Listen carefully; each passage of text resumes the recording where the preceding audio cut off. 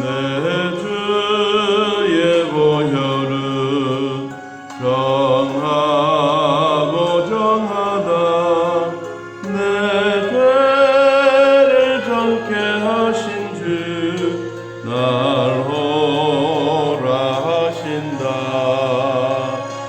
내가 주께로 지금 가오니 십자가의 보혈로 날 씻어주소서. 예수님과 제자들과 무리들이 하나님의 말씀을 증거할 때 그 말씀의 이해와 또 깨달음이 없으면 어떤 일이 일어나느냐 하면 43절에 있는 말씀처럼 수군수군 거리기 시작합니다. 서로가 이해가 안 되고 말에 소통이 되지 아니하면 마음을 주고받을 수가 없습니다. 또 마음을 주고받지 못한다고 하는 것은 실질적으로 거리가 먼 상태입니다. 가깝게 앉아있지만 사람의 마음의 거리가 멀면 멀리 있는 사람도 가까이 대화할 수가 있지만 아무리 가까이 앉아있어도 마음의 거리가 멀면 정말 삼천리보다 더 먼 관계가 되는 것입니다. 자, 오늘 예수님과 이 무리들과 제자들이 바다 위로 예수님이 걸어오셨어요. 그러니까 무리가 깜짝 놀랐고 제자들도 놀랐지요. 하나님의 아들인 것을 제자들이 고백을 하고 난 다음에 이 무리들이 우리가 무슨 일을 해야 하나님의 일을 할 수가 있습니까? 28절에 그렇게 묻습니다. 물으니까 예수님이 하시던 말씀이 하나님께서 보내신 일을 믿는 것이 하나님의 일이다. 29절에 말씀합니다. 하나님이 보내신 자가 누굽니까? 예수님입니다. 예수님이 이 땅에 내려와서 육신의 몸을 입고 오셨는데 이 예수를 믿는 것이 하나님의 일이다. 그러면 우리가 무슨 표적을 보아야 이 믿음을 얻겠습니까? 그랬더니 예수님이 하시던 말씀이 우리 조상들이 광야에서 만나를 하나님이 주셨지 않느냐. 이 만나는 땅에서 솟아난 것도 아니다. 이것은 하늘에서 내려온 것이다. 하늘에서 내려온 그 하나님의 떡이 있는 것처럼 나도 하나님의 떡이 되어 이 땅에 내려왔다. 그래서 내가 생명의 떡이다 라고 이야기를 합니다. 여러분, 이런 이야기를 하니까 내려온 예수님에 대한 이야기를 해도 이 제자들과 무리들이 이해가 되지 않고 이해가 부족합니다. 그러니까 그때부터 말이 잘 통하지 않기 때문에 수군수군 거리기 시작합니다. 예수님이 계속해서 말합니다. 47절에 보니까 진실로 너희에게 이르노니 믿는 자는 영생을 가졌고 내가 곧 생명의 떡이다. 이런 얘기를 자꾸 하죠. 그래도 이 무리들은 예수님이 하시는 말씀이 이해가 되지 않습니다. 우리가 어떻게 생명의 떡을 먹을 수가 있습니까? 다시 말하면 사람을 잡아서 먹는 식인종입니까? 라고 이야기할 만큼 이들에게는 이해가 되지 않습니다. 그래서 예수님이 뭐라고 말씀하셨느냐 하면 51절에 이렇게 말합니다. 나는 하늘에서 내려온 살아있는 떡이다.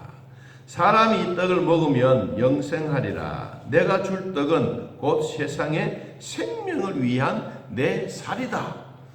여러분, 예수님이 말씀하시면 하실수록 더 무리들은 이해가 안 되고 오히려 예수님에게 더 반감이 사기 시작된 것입니다. 나는 하늘에서 내려오는 살아있는 떡이다.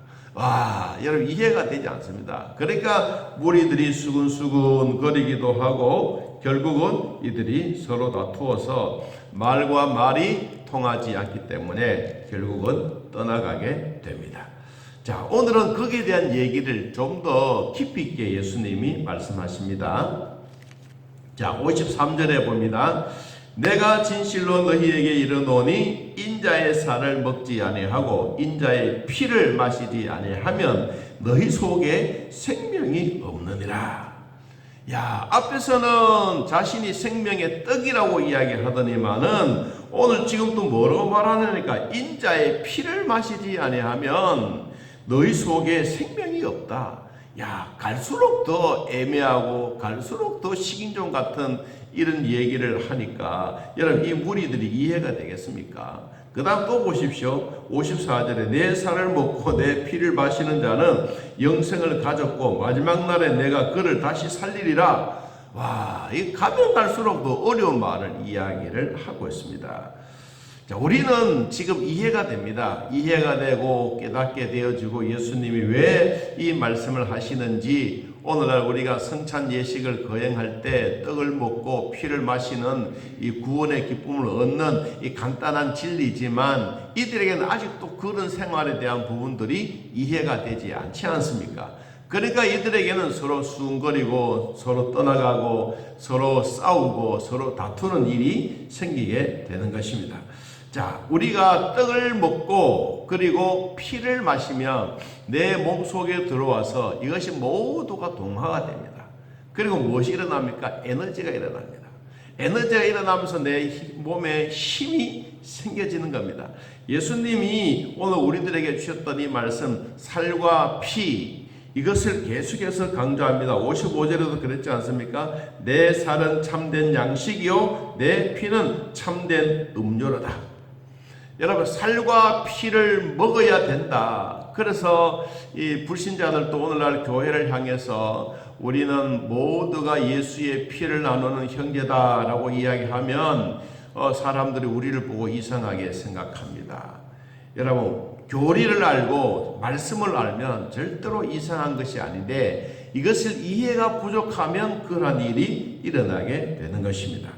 여러분 내 피는 참된 음료다. 그리고 내 피를 먹는 사람은 영생이 있다. 이 말을 우리가 중요하게 생각해야 될 것이 무엇이냐면 여러분 피는 생명입니다. 자, 피는 생명인데 생명의 피가 살아있는 피가 있고 죽어있는 피가 있습니다. 우리가 죽어있는 피가 우리 몸속에 막 돌면 이게 하나의 이제 혈액병도 생기고 결국은 이것이 혈액암으로 돌아가는 거예요. 죽은 것이 있으면 살아있는 피를 공급받아서 자꾸 혈액을 자꾸 움직여야 내 몸의 건강이 회복됩니다. 자, 우리의 피는 이 땅에 살아가면서 죽어가는 피라고 한다면 예수 그리스도의 피는 살아있는 피입니다. 자, 오늘도 우리는 이 피를 먹고 사는 것입니다. 그렇다고 해서 우리가 식인종이 아니라 예수님이 내 안에 산다는 말씀입니다. 자, 우리가 예수님의 생명의 피를 먹고 마시는 사람에게 주시는 복이 두 가지가 있는데, 자, 56절에 봅니다. 내 살을 먹고 내 피를 마시는 자는 내 안에 거하고 나도 그의 안에 거한다. 거한다는 말이 뭡니까? 같이 산다는 것입니다. 예수님과 내 몸이 이제 살과 피를 우리가 성찬 예식의 떡을 거행을 하면 우리는 죄를 씻는 표를 얻음으로써 다시 우리가 성결하게 되어지고 정결한 몸을 가지게 됨으로써 하나님을 향하여 한 걸음 더 나아가게 됩니다.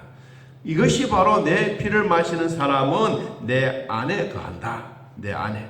그리고 또 뭐라고 말씀하셨습니까? 57절에 살아계신 아버지께서 나를 보내심에 내가 아버지로 말미암아 사는 것 같이 나를 먹는 그 사람도 나로 말미암아 뭐하리라? 살리라. 같이 산다는 겁니다. 여러분 예수님이 내 안에 내가 예수님 안에 산다는 말씀입니다.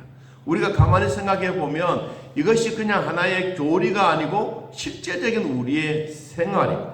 여러분들이 새벽에 나오셔서 기도하는 것은 무엇 때문입니까? 예수님의 피와 예수님의 사랑과 예수님의 살이 내 속에 들어와서 같이 동화되어져서 이제는 내 몸이 예수화 되었기 때문에 우리는 같이 사는 것입니다. 오늘도 우리는 내 혼자가 아니고 이제는 예수님이 내 안에 사는 것. 그래서 내 몸이 하나님의 성전이 된 것입니다. 58절에도 이것은 하늘에서 내려온 떡이니 조상들이 먹고도 죽은 것과 같지 아니하다. 이 떡을 먹는 자는 영원히 살리라. 여러분, 우리는 예수님과 더불어 영원히 사는 복을 얻었습니다. 예수님이 공급해 주시는 이 피, 내 속에서 흐르면 흐를수록 내 몸에는 예수님의 건강이 회복되어지고 내 심장은 옛날 심장으로 이제는 예수님의 심장으로 바꿔지게 된 것입니다. 그럼 우리는 이 피를 먹고 마실 때마다 주님이 주셨던 한 말씀이 있습니다.